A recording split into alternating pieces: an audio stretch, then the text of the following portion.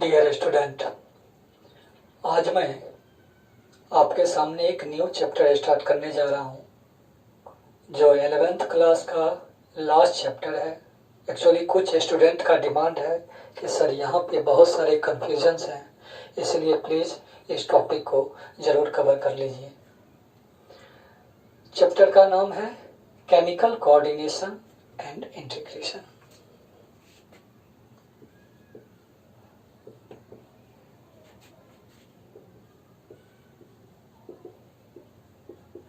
Chemical coordination and integration. ये जो chemical coordination और इंटीग्रेशन है, इससे जस्ट पहले का chapter neural control and coordination था। न्यूरल कंट्रोल एंड कोऑर्डिनेशन में आप जान चुके थे कि किस तरीके से न्यूरॉन्स अपना एक्शन करता है, किस तरीके से एक नर्व इम्पल्स क्रिएट होता है, उसका कंडक्शन होता है। ये सब आपने देख लिया था। उसी में आपने ये भी देखा होगा कि रिफ्लेक्स एक्शन किसको कहते हैं, रिफ्लेक्स आर्क क्या है। मैं उस चीज से थोड़ा सा कंपैरिजन करने का कोशिश करूंगा यहाँ पे कि ये है क्या। रियल मायने में हमारे बॉडी में जितने भी कोऑर्डिनेशन है, सभी कोऑर्डिनेशन सिर्फ एक से नहीं हो पाता है, क्योंकि बॉडी में हर जगह पे नर्व इनर्वेटेड नहीं है। जहां पे नर्व इनर्वेटेड नहीं है,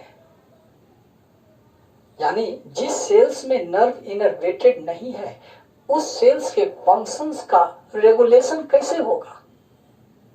तो निश्चित रूप से उसके रेगुलेशन के लिए केमिकल का यूज किया जाता है, और उसी केमिकल जो कि एक रेगुलेटरी फैक्टर्स होता है, उसको हम क्या कहते हैं, हार्मोन। यानी कि इसमें हमें हार्मोन्स के बारे में पढ़ना है। आखिर ये हार्मोन्स होता क्या है, हम देखेंगे कि इसी को हम प्राइमरी मैसेंजर कहते हैं। ये एक ऐसा है केमिकल जो कि प्राइमरी मैसेंजर का काम करता है। निश्चित ही प्राइमरी मैसेंजर का काम करता है, इसका मतलब इससे स्पष्ट है कि कोई ना कोई सेकेंडरी मैसेंजर भी होगा। तो हम देखेंगे आगे कि सेकेंडरी मैसेंजर कौन कौन सा है। अभी मैं ये कह रहा था कि न्यूरल कंट्रोल एंड कोऑर्डिनेशन के थ्रू अगर किसी चीज का रेगुलेशन होता है तो फास्ट होगा, वो क्विक होगा, उसमें बहुत कम टाइम लगेगा। जैसे रिफ्लेक्स एक्शन, हम कोई भी चीज कर रहे हैं, मान लो एक पिन चुभ गया तो हम हाथ इस तरीके से बैक कर लेते हैं। ये क्या है, ये एक रिफ्लेक्स एक्शन है। आप पढ़ रहे हैं, क्लास में मैं देखता हूं कि पढ़ाते पढ़ाते अगर इस चीज को समझाने के लिए मैं ऐसे लेकर के फेंकने का कोशिश करता हूं तो स्टूडेंट ऐसे हो जाता है। ये क्या है, रिफ्लेक्स एक्शन। ये क्विक होता है। नॉर्मल लाइफ में देखते हैं कि चल रहे हैं, पैर के नीचे अगर सांप आ गया तो पैर पीछे हो जाता है। ये क्या है, रिफ्लेक्स एक्शन है। तो अल्टीमेटली ये जो रिफ्लेक्स एक्शन है ये क्विक होता है, और निश्चित ही ये जो रिफ्लेक्स एक्शन है हमारे रेगुलेशन के लिए बहुत जरूरी एक्शन भी है। हमारे बॉडी के रेगुलेशन के लिए बहुत जरूरी एक्शन है। सवाल ये है कि किसी ने पूछा कि सर ऐसा नहीं हो सकता कि हम जो जा रहे हैं और पैर के नीचे सांप आ गया और पैर खींच लेते हैं, क्या यहाँ पे केमिकल रेगुलेशन काम नहीं कर सकता।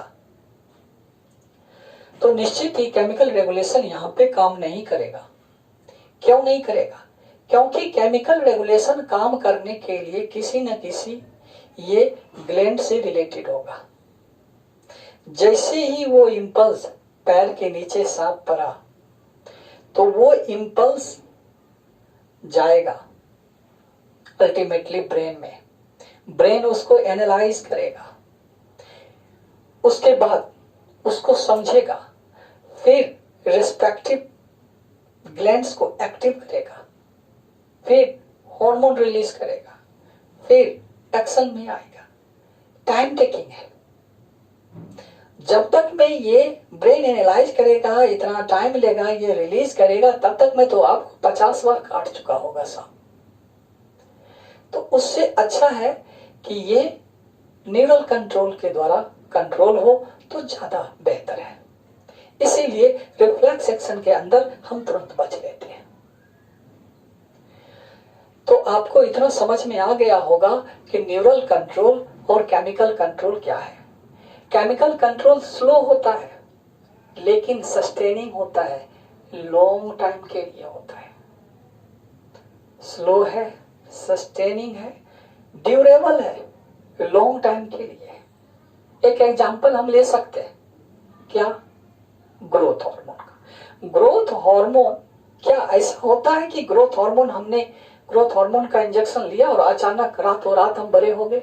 नहीं, इसका इफेक्ट स्लो होता है, ये टाइम टेकिंग है। तो केमिकल कंट्रोल के अंदर जो केमिकल रिलीज हो रहा है वो टाइम टेकिंग होगा। तो हमने ये देख लिया अल्टीमेटली कि न्यूरल कंट्रोल और केमिकल कंट्रोल में डिफरेंस क्या है, और दोनों का अपना एक इंपॉर्टेंस है, दोनों का कोऑर्डिनेशन है। हमारे बॉडी को कंट्रोल करने के लिए दोनों कोऑर्डिनेट करके कोऑर्डिनेशन में काम करता है। तो आपको इतना समझ में आ गया होगा कि ये आखिर है क्या। अब हम आते हैं कि इस चैप्टर का जो हीरो है वो है हार्मोन्स, यानी हार्मोन्स के बारे में हमें जानना है कि ये हार्मोन्स एक्चुअली में क्या है। इस हार्मोन्स के बारे में हमने एक इंपॉर्टेंट इंफॉर्मेशन बताया कि वो ये है प्राइमरी मैसेंजर। मतलब बहुत इंपॉर्टेंट चीज है। हमने ये भी बताया कि अगर ये प्राइमरी मैसेंजर है तो कोई ना कोई सेकेंडरी मैसेंजर भी होगा। तो हम देखते हैं कि सेकेंडरी मैसेंजर कौन सा है। सेकेंडरी मैसेंजर्स की बात अगर हम करते हैं तो सबसे पहले कैल्शियम आयन है, उसके बाद IP3 है, उसके बाद DG है, उसके बाद नाइट्रिक ऑक्साइड है, बहुत सारे। जब हम हार्मोन्स के एक्शंस की बात करेंगे कि हार्मोन कैसे एक्ट करता है, वहां पे लगभग सभी के बारे में पढ़ेंगे। और यहां से ये इंपॉर्टेंट क्वेश्चन भी आता है कि आपके सेकेंडरी मैसेंजर्स में कौन कौन सा आता है, सेकेंडरी मैसेंजर्स में कौन कौन सा है, इसके बारे में एग्जांपल्स बहुत इंपॉर्टेंट माना जाता है। ठीक है, इसके साथ साथ और भी आप लिख सकते हैं, साइक्लिक AMP लिख सकते हैं, साइक्लिक GMP लिख सकते हैं। ये सभी का सभी क्या है? सेकेंडरी मैसेंजर है। अगर आप ये जानना चाहते हैं cyclic AMP, cyclic GMP, calcium और इनोसिटोल ट्राइफॉस्फेट इसको कहते हैं, इनोसिटोल ट्राइफॉस्फेट। और ये DG क्या होता है? डाई एसाइल ग्लिसरॉल, इसको कहते हैं डाई एसाइल ग्लिसरॉल। और ये क्या हुआ? Nitric oxide. सबके बारे में हम लोग जानेंगे। तो हमने एक छोटा सा चीज जाना कि हार्मोन एक प्राइमरी मैसेंजर का काम कर रहा है। हार्मोन को एक्ट करने के लिए एक रिसेप्टर का होना जरूरी है। जितने भी हार्मोन्स होते हैं ये सभी हार्मोन्स बिना रिसेप्टर का काम नहीं करेगा, ये गांठ बांध लीजिए। यानी हर पर्टिकुलर हार्मोन्स के लिए एक पर्टिकुलर रिसेप्टर्स होगा। एक बार एक क्वेश्चन आया, क्वेश्चन ये है कि अगर किसी भी सेल से उसका किसी भी सेल से किसी भी हार्मोन का रिसेप्टर्स अगर हटा लिया जाए, रिमूव कर लिया जाए, तो हार्मोन्स का इफेक्ट क्या होगा? ऑप्शन था हार्मोन्स का इफेक्ट इंक्रीज हो जाएगा, दूसरा ऑप्शन था हार्मोन का इफेक्ट डिक्रीज हो जाएगा, तीसरा ऑप्शन था कि इस पे कोई इफेक्ट नहीं होगा, और चौथा था कि हार्मोन एक्ट नहीं करेगा। तो निश्चित ही इसमें फोर्थ ऑप्शन आंसर होगा कि हार्मोन एक्ट ही नहीं कर पाएगा। इसका मतलब ये हुआ कि इस हार्मोन्स को एक्शन में लाने के लिए, रिसेप्टर्स का होना जरूरी है।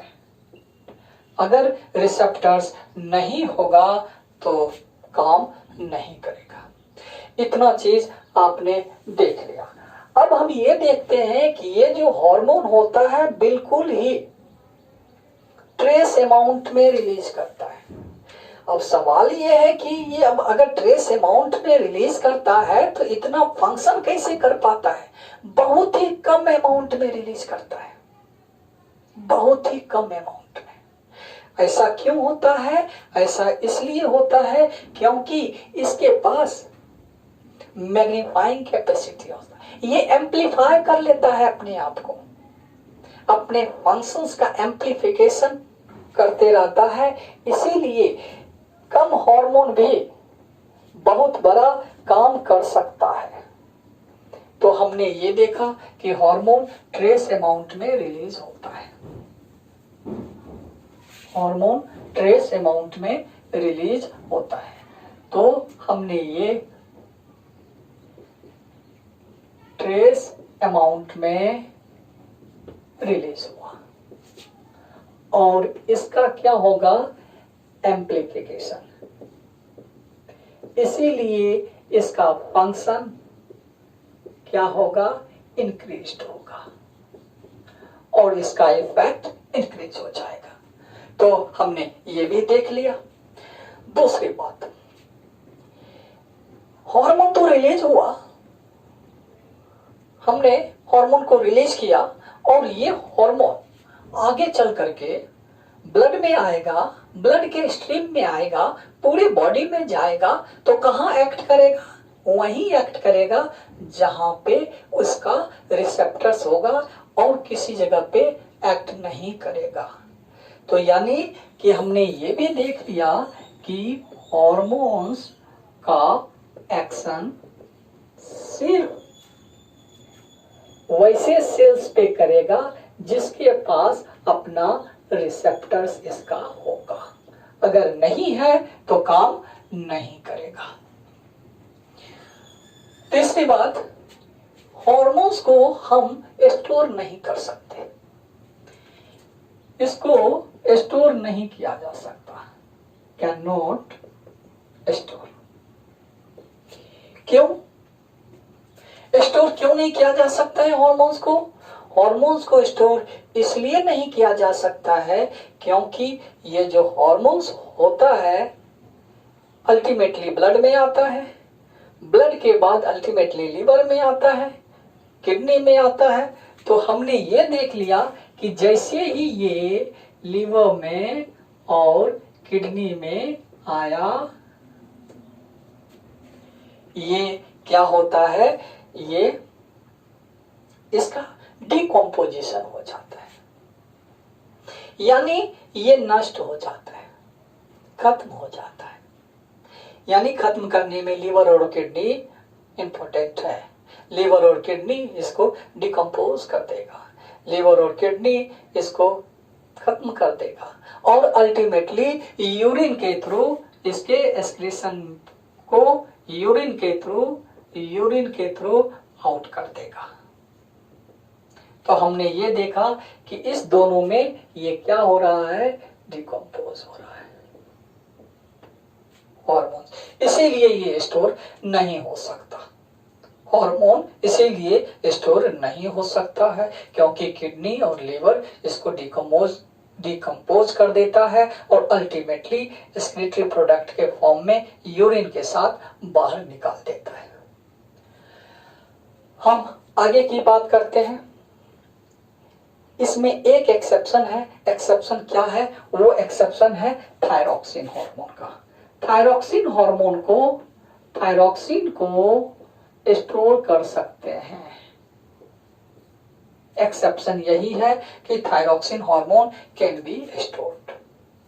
और भी चीज है, हम हार्मोन्स के बारे में और भी चीज जानते हैं कि ये एनर्जी प्रोवाइड नहीं करता है, और ये क्योंकि बिल्डिंग ब्लॉक्स, बिल्डिंग मटेरियल्स नहीं है ये। तो इसका मतलब ये है कि ये क्या हुआ? डोंट प्रोवाइड एनर्जी और बिल्डिंग मटेरियल्स। तो हमने ये भी देख लिया कि इसमें ultimately do not provide energy. ठीक है। अब अगर हम इसकी एक्टिविटी को लेकर के देखें तो हमने ये देखा था कि ये अल्टीमेटली जो रिलीज होता है बहुत ही ट्रेस अमाउंट में रिलीज होता है, लेकिन ये हाईली स्पेसिफिक नेचर का होता है।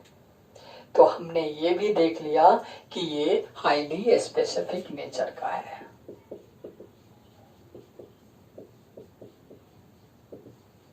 स्पेसिफिक नेचर का है, इसका मतलब हर जगह काम नहीं करेगा, किसी पर्टिकुलर जगह पे ही काम करेगा जहां पे उसका रिसेप्टर्स होगा। ठीक है। अच्छा, हार्मोन, जितने भी हार्मोन्स हैं, do not initiate a reaction. Reaction को इनिशिएट नहीं कर सकता, ये एंजाइम की तरह नहीं है कि इनिशिएट कर देगा, लेकिन बट इन्फ्लुएंस इट्स रेट, लेकिन इसके रेट को इन्फ्लुएंस वो कर देगा। तो हमने ये देख लिया कि ये do not influence chemical reaction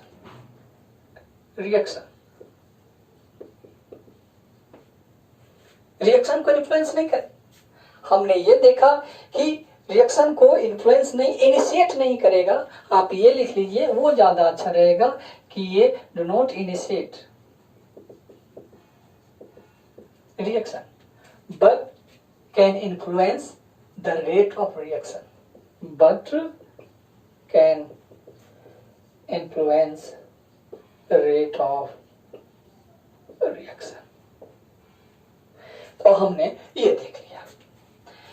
इसके बाद हम कुछ टाइप्स की बात करते हैं कि हार्मोन्स के और क्या क्या टाइप्स होते हैं।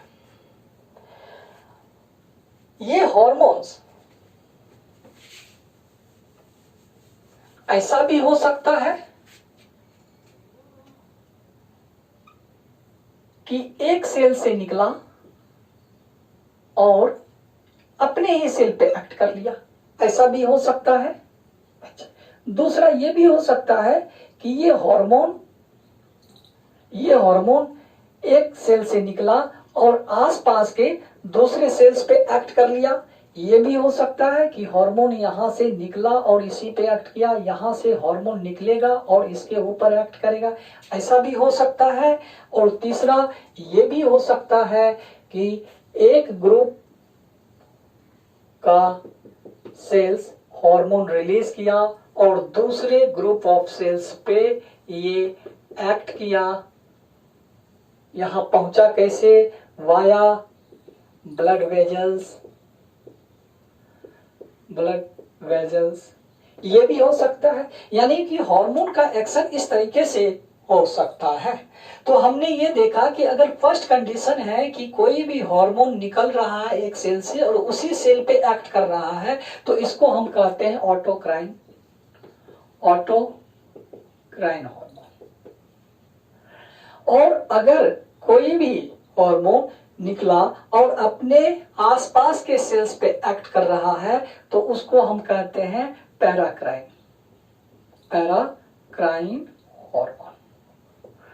और ये सबसे ज्यादा इंपॉर्टेंट है और इससे रिलेटेड क्वेश्चन भी आ चुका है इसलिए आप इसको ध्यान से समझ लीजिए। मैं यहाँ पे स्टार बना देता हूं कि hormone which is released by a group of cells act on another group of cells via blood vessels which is located distantly।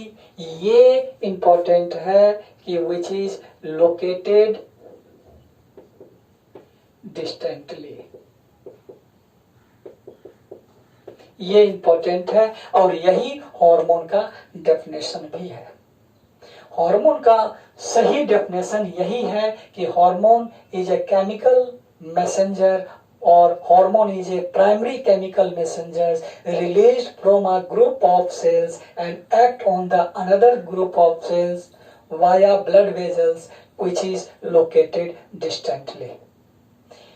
सही मायने में इसको हार्मोन का डेफिनेशन कहते हैं।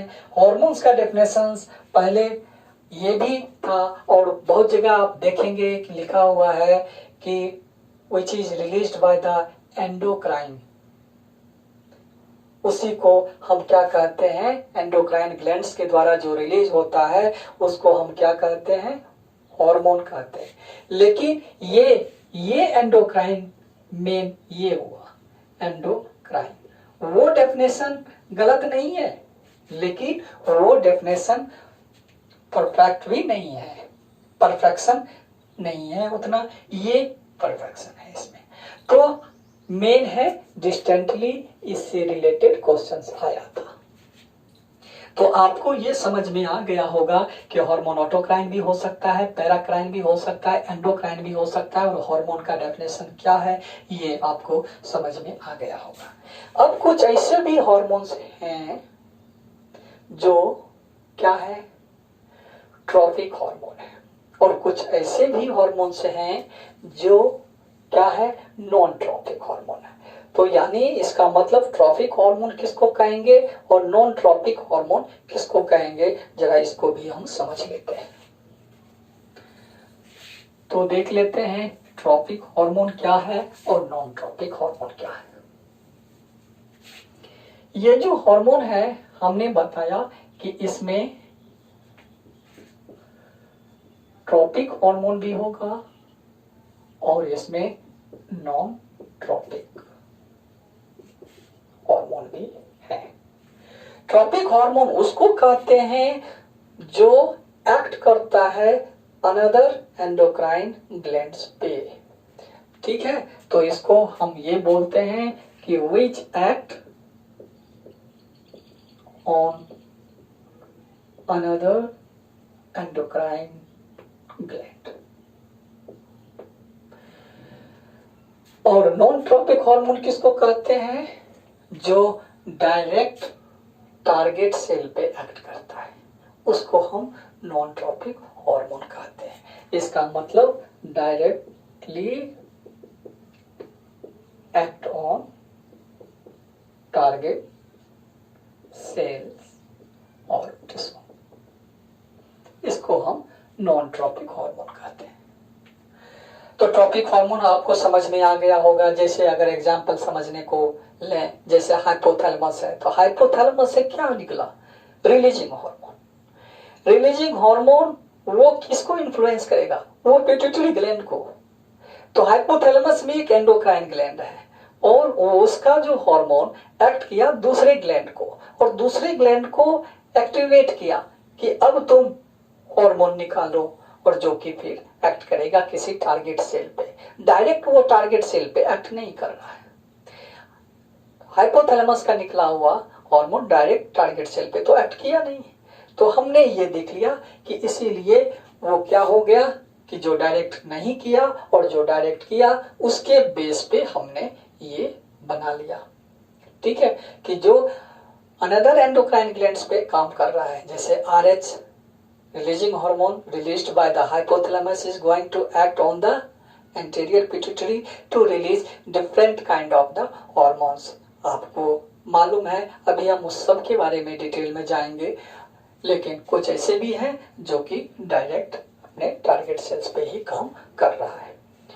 अगर हम एंडोक्राइन की बात करते हैं तो एंडोक्राइन ग्लैंड्स में कुछ ऑर्गेनाइज्ड एंडोक्राइन ग्लैंड्स हैं और कुछ नॉन ऑर्गेनाइज्ड एंडोक्राइन ग्लैंड्स हैं। तो इसको भी समझ लेते हैं कि ऑर्गेनाइज्ड एंडोक्राइन ग्लैंड्स किसको कहते हैं और नॉन ऑर्गेनाइज्ड एंडोक्राइन ग्लैंड्स किसको कहते हैं। तो यानी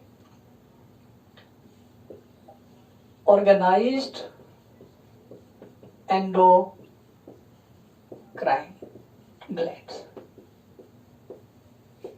ये जो ऑर्गेनाइज्ड एंडोक्राइन ग्लैंड्स है इसमें क्या क्या आ जाएगा। आपको मालूम है कि जो भी आप पढ़ते हैं, जैसे हाइपोथैलेमस हुआ, जैसे पिट्यूटरी हुआ, जैसे थायराइड हुआ, पैराथायराइड ग्लैंड हुआ, थाइमस हुआ, उसके बाद एड्रिनल ग्लैंड हुआ,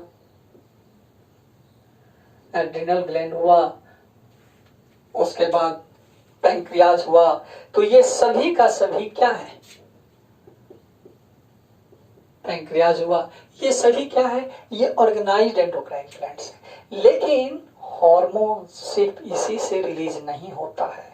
आपको मालूम होगा कि हार्मोन तो हार्ट से भी रिलीज होता है, हार्मोन तो किडनी से भी रिलीज होता है, हार्मोन तो हार्ट से भी रिलीज हो रहा है, किडनी से भी रिलीज हो रहा है, जीआईटी से भी रिलीज हो रहा है। तो हर जगह से हार्मोन्स रिलीज हो रहे हैं। तो इस हार्मोन्स को हम क्या कहेंगे, ये जो हार्मोन्स है इसके थ्रू जो, यानी कि इस सभी को हम क्या कहेंगे, यही हुआ नॉन ऑर्गेनाइज्ड एंडोक्राइन ग्लैंड्स। इसी को कहते हैं नॉन ऑर्गेनाइज्ड एंडोक्राइन ग्लैंड्स।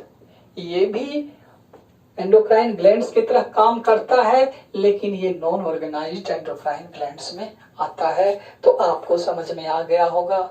और इसी में ये जो जीआईटी है, जब जीआईटी के बारे में पढ़ेंगे तो पहला बार हार्मोन इसी जीआईटी से ही निकला था, जिसको कि फाइंड आउट किया गया। कौन सा था हार्मोन, फर्स्ट हार्मोन हमने देखा सिक्रेटिन। सिक्रेटिन ही फर्स्ट हार्मोन है जो जीआईटी से रिलीज हुआ था। तो इसको हम कैसे नजरअंदाज कर सकते हैं, इसीलिए ये भी क्या है, नॉन ऑर्गेनाइज्ड एंडोक्राइन ग्लैंड्स है। तो उम्मीद है कि आपको ये हार्मोन्स का एक इंट्रोडक्शन समझ में आ गया होगा कि हार्मोन्स क्या है, कैसे ये किस तरीके से एक्शन करता है, रिसेप्टर्स का क्या इंपॉर्टेंस है, कितने टाइप से हैं, क्या है नहीं है, ये हर एक चीज समझ में आ गया होगा। अभी हार्मोन्स के बारे में बहुत चीज बाकी है जो बाद में हम जानेंगे कि हार्मोन्स रियल मायने में किस तरीके से काम करेगा। कुछ पेप्टाइड हैं, कुछ स्टेरॉइडल हार्मोन्स है, किसी का रिसेप्टर सेल के सरफेस पे होगा, किसी का रिसेप्टर साइटोप्लाज्म में होगा, तो किसी का रिसेप्टर न्यूक्लियस में होगा। इस बेस पे भी हम हार्मोन्स के बारे में और जानेंगे, डिटेल में जानेंगे। तो आज का क्लास मैं यहीं खत्म करता हूँ। Thank you for watching me.